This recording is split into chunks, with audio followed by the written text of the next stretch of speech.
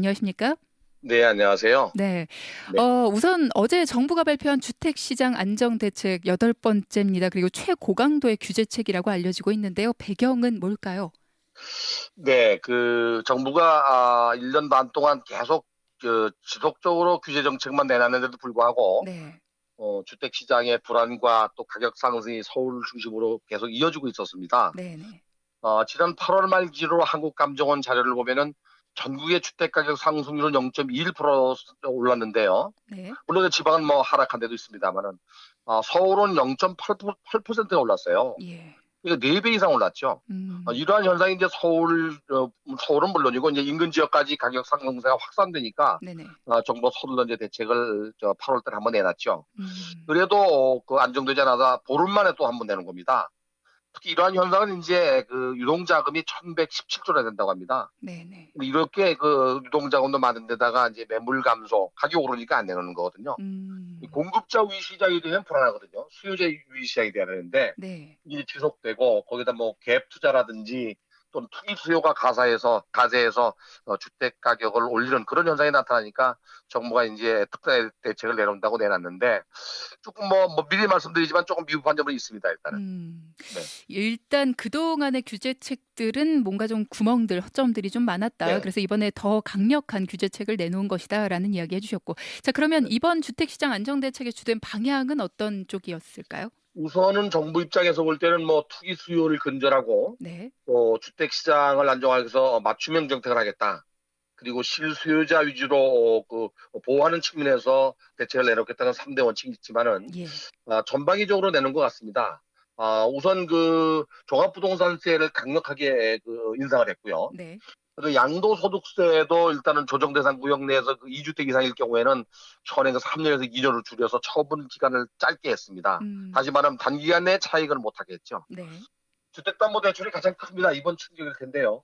주택이 있는 경우는 일단 대출이 안 됩니다. 음. 2주택 이상자는 일단 뭐 LTV, 소위 말하는 담보 비율에 대한 대출 비율을 0으로 봤어요. 제로로 봤어요. 아예 안 준다는 얘기죠. 이게 또 화제가 되더라고요. 네, 네, 이게 가장 큰 것 같아요. 예. 그다음에 이제 임대사업자가 그동안 지난 12월 13일 날 내놨던 임대사업자 등록 활성화 방안에서 너무 많은 혜택을 줬습니다. 음. 이번에는 전부 이걸 또 반대로 대출도 40%로 줄이고 80%에서 그다음에 이제 양도소득세 중과세하고 종합부동산세 비과세를 전부 철회했어요. 음. 그리고 이제 전세자금 대출도 일단은 1주택을 빼놓고 5주택자 놔두고 1주택 이상만 돼도 일단은 보증을 안 해주는. 음. 그러면서 이제 좀 아쉬운 거는 주택 공급 대책이 좀 미흡하게 안 나왔어요. 네네. 예전에 나온 걸 반복해서 정부가 발표를 하면서 9월 11일쯤에 21일쯤에 다시 한번 발표하겠다고 했는데 네. 대책은 전반적으로 전방위적으로 나온 대책으로 보여지는데요. 우선 특이한 점은 이제 아까 말씀드린 대로 대출로 규제했다는 거. 그 음. 다음에 조세, 세금으로 안정화시키려고 한다는 거. 네. 이 두 가지가 특징인데 두 번째 말씀드린 내용 중에 조세로 부동산 시장을 안정화시키는 건 한계가 있어요. 음. 이거는 부동산 가격이 세금보다 더 많이 오르잖아요. 네네. 그런데다가 시행 시기가 금년이 아니고 내년 6월 기준으로 해서 7월 1일부터 기준 시행하거든요. 예. 특히 종합부동산세는 12월 달에 부과됩니다. 네네. 그러니까 아직도 한 1년 이상 남았죠. 그 사이에 2주택, 3주택자를 정리하라는 신호탄인 것 같아요. 음. 어쨌든 전방위적인 대책이 나오지 않았나 그런 생각이 듭니다. 네. 전반적으로 쭉 정리를 해 주셨습니다. 일단 하나하나 차근차근 좀 알아봐야 네, 될 텐데요. 일단 종부세 이야기 앞서도 해 주셨는데 네, 애초에 알려졌던 정부안보다도 더 인상이 됐습니다. 네. 네. 이게 지금 3억서 6억 원 구간을 많이 인상했는데요. 네네. 예를 들어서 이제 종부세 과표가 3억이라면 시가로 한 13, 4억 정도 되는 겁니다. 네. 그리고 이제 6억이면 한 18억에서 20억 정도 되는 건데요. 원래 현행은 지금 0.5%입니다. 음. 그런데 이게 이제 일반은 0.7%고 3억 이하는 현행 유지를 한다고 했는데 조정 대상 구역이나 투기 지역, 투기 과일 지구에서 2주택 이상인 자는 0.9%까지 올렸습니다. 네. 상당히 많이 올렸죠. 음. 그러면서 최고 세율이 지금 뭐 언론 보도에는 3.2%까지 최대로 올렸으니까 노무현 네. 정부보다 더 많이 올렸지 않느냐 음음. 하는 얘기를 하지만 이건 아무 의미가 없어요. 만약에 3.2%의 종부세를 내려면 일반 시중 가격 시가로 180억이 넘는 주택이어야 됩니다. 네. 이거는 뭐 그런 주택이 거의 없죠. 그렇죠. 예. 통상 이제 강남에 있는 주택이 뭐 10억서 한 30억 사이에 있다 그러면 적어도 1.3%까지 인상됐으니까 종합부동산세를 대폭 올렸다고 봐야 됩니다. 음. 네. 이번 이 정책을 두고요. 집이 있는 사람과 집이 없는 사람을 좀 구분한 정책이다. 뭐 네. 이렇게도 평가를 많이 하더라고요. 네. 일단 앞서 말씀하신 것처럼 2주택 이상 세대, 그러니까 집이 두 채 이상을 가지고 있는 사람들은 규제 지역에서 대출을 전면 금지한다. 이 부분이 네. 굉장히 화제가 되고 있는데 네. 다시 한번 좀 설명을 해 주실까요? 우선 2주택 이상 보유자는 규제 지역 내에서 아까 말씀드린 조정 대상 구역이나 투기 음. 과열지구 투기적, 음. 서울은 전부 해당이 되고요. 경기도도 광명시나 과천시나 몇 군데가 해당이 되죠. 하남시 같이. 네. 이런 지역에서는 비주거 목적으로 고가주택을 구입하는 경우는 전면 금지됩니다. 이게 이 대출을 1원도 안 주는 거죠. 네. 또한 이제 1가구 1주택인 경우에도 주택담보대출은 원칙적으로 금지되지만 이사를 가거나 부모를 봉양하는 경우에는 이제 실수요자를 파악이 되면 되면 대출을 주는데 주택을 구입하겠다는 그 실수요자 각서를 써야 됩니다. 네. 그 정도로 이제 강하게 했고요. 또 무주택 세대주가 주택을 구입하는 후에는 1주택자가 전에 살던 집을 2년 내에 팔아야 됩니다. 이것도 좀 강화시켰고요. 네. 그래서 이번 전반적으로 뭐 부동산 시장을 규제하는데 특히 대출 규제가 가장 강력한 거 아닌가 하는 생각이 듭니다. 전세자금 보증 제한에 있어서 서민들도 포함이 네. 좀 된다고 해서 서민들 입장에서 네. 더 힘들어지는 거 아니냐 이런 이야기도 나오던데요. 우선 2주택자 이상은 전세자금 대출에 대한 공적 보증이 금지됩니다. 네. 1주택자는 1억 원 이하만 이제 보증이 되는데 네. 부부 합산 소득이 7천만 원 이하여야 되고요.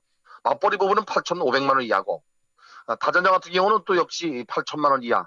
3자녀 있는 경우 1억까지는 보증을 해줍니다. 근데 무주택자는 상관없습니다. 소득에 관계없이 전부 공적 보존을 해주고요. 네. 다시 말하면 집이 있으면서 전세자금을 받는 걸 원천 봉쇄하는 겁니다. 네.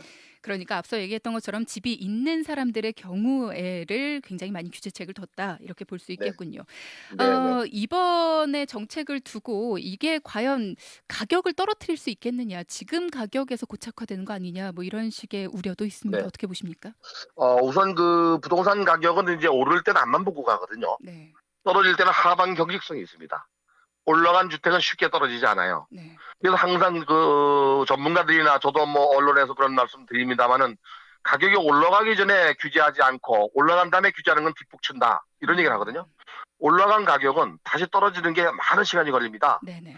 특히 이제 그 아까 같이 이제 제가 말씀드린 대로 세금으로 부동산을 규제하게 되면 부동산이 하강 국면에 있을 때 이게 발목을 잡아요. 그래서 일단 올라가기 전에 대책을 내놨어야 되는데 계속 올라간 상태에서 규제 대책을 내놔서 서민들이 점점 더 어려워지는 거 아닌가 그런 생각이 듭니다. 좀 힘들지 않겠느냐. 그러면 무주택자들은 언제 집을 사야 될까요? 이런 부분이 가장 의문인데요. 네. 지금 이제 정부가 8.27 대책에서 30군데 30만 가구를 공급하겠다고 얘기했죠. 네. 그리고 또 9월 20일 날 더 발표할 것 같은데요. 네. 일단 무주택자나 또는 주택을 이전하는 수요는 가점이 높은 경우는 청약 시장을 좀 기다려볼 만해요. 그리고 특히 이제 가점이 높은 경우는 중소형 아파트를 노려볼 만하고요. 네. 가점이 낮은 사람들은 역시 이제 중대형 아파트 쪽으로 좀 신경을 써볼 필요가 있고 대거주택 시장은 너무 많이 가격이 올랐습니다. 그래서 가격이 진정될 때까지는 너무 서둘 필요는 없다고 생각이 되고 네. 최근에 가격이 오르는 것도 이렇게 무주택자나 1주택자가 가격이 계속 오르는 시장에서 불안 심리 때문에 갭 투자 또는 전세를 안고 대출을 안고 매수에 뛰어들어서 가격이 더 오르는 면도 없지 않아 있습니다. 그러니까 조금 기다려볼 필요가 있다고 생각이 됩니다. 네. 그러면 지금 뭐 앞서 말씀하신 것처럼 가격 상승은 잡을 수 있으나 가격 고착화가 되지 않겠느냐 이런 우려의 말씀을 네. 해주셨는데 이번 정책에 대해서 점수를 매긴다면 몇 점 정도 주실 수 있을 것 같으세요, 교수님? 저는 뭐 이번에 그 조세로 부동산 가격을 안정시킨다는 건 좀 역부족이라고 생각이 되고요. 단지 이제 대출을 완전 금지한 건 아마 이슈라고 생각이 됩니다. 네네. 공급 대책이 나왔으면 참 좋았을 텐데 규제 대책만 좀 나와서 좀 미흡하죠. 아쉬움이 있는데 네. 점수를 매긴다면 뭐 한 60점 정도 가능하다고 60점 생각이 됩니다. 정도. 네. 예, 오늘 이야기 나눠봤습니다. 권대중 교수와 네. 함께했습니다.